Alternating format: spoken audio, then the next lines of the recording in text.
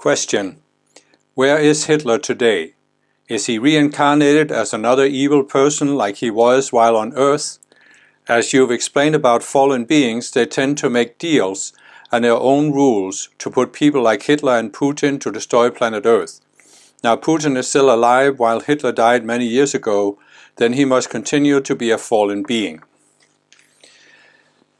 Well, the Ascended Masters have said through me that Hitler is no longer in existence. The conscious you, the life stream that was Hitler, and the lower self was dissolved in what is called the second death. So Hitler doesn't exist anymore as a fallen being. He has no opportunity to reincarnate.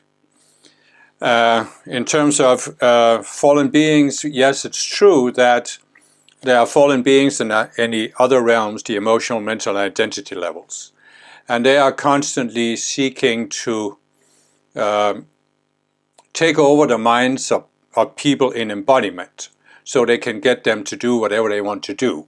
And the fallen beings have various agendas. I mean, one is to control the earth, another is to destroy as much as they can. So there's actually a division among fallen beings. Some want to destroy, some want to control. And beyond that, there's an agenda of proving that God was wrong for giving people free will.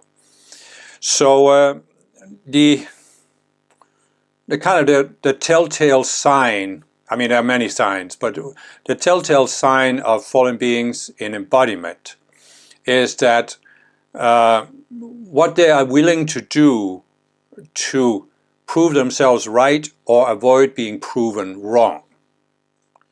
So, you know, how many people are they willing to kill, for example, in order to not be proven wrong? And you saw in Hitler, for example, that he was actually talking about a concept called the total war.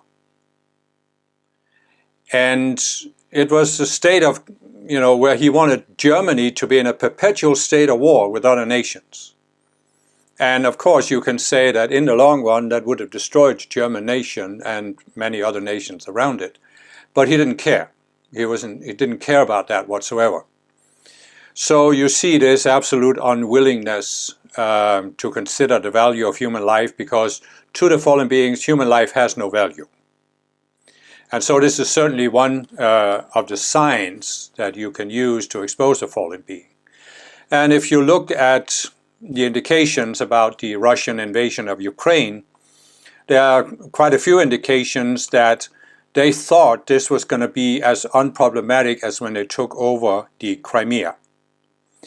And the Russian army forces, the special forces, were just going to roll in, take over Kiev. They had parade uniforms in their luggage or in their backpacks, and they thought it was going to take just a few days to take over Ukraine.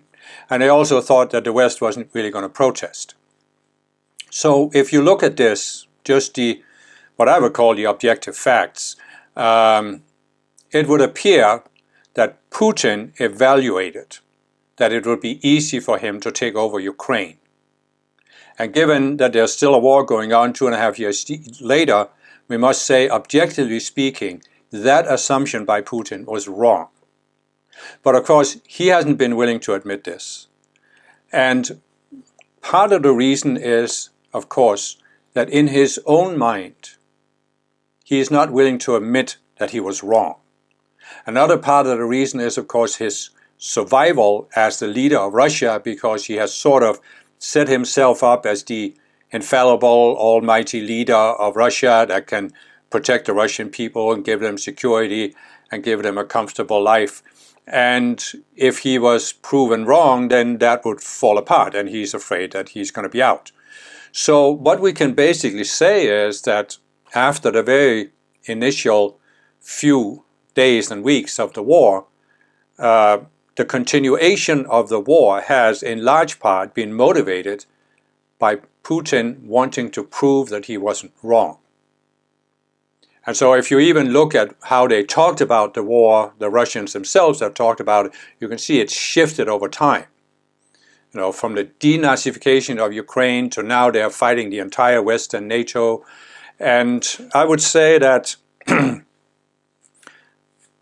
part of the motivation isn't just not proving Putin wrong, but also not proving Russia wrong, because in his mind it's one and the same, really. So he probably also has some kind of a goal of proving Russian superiority to the West, because the West is decadent, the West is bad, the West is this and that. And so he needs to prove Russian superiority. And so the question is, these are ideas, you see, what I'm trying to point out. I'm not arguing about it. I'm just saying these are ideas. Just like Hitler had an idea of the superiority of the German race. These are ideas in the mind, right? But real human beings on the battlefield in Ukraine, whether they're Ukrainians or Russians, these are real human beings that are being killed, being blown up, being wounded, dying, being taken away from their families. This is real. The idea in somebody's mind is just that, an idea. So one of the telltale signs of fallen beings is, how many real human beings are you willing to kill in order to defend an idea? We know the answer with Hitler. It was pretty much unlimited. We'll see what it is with Putin.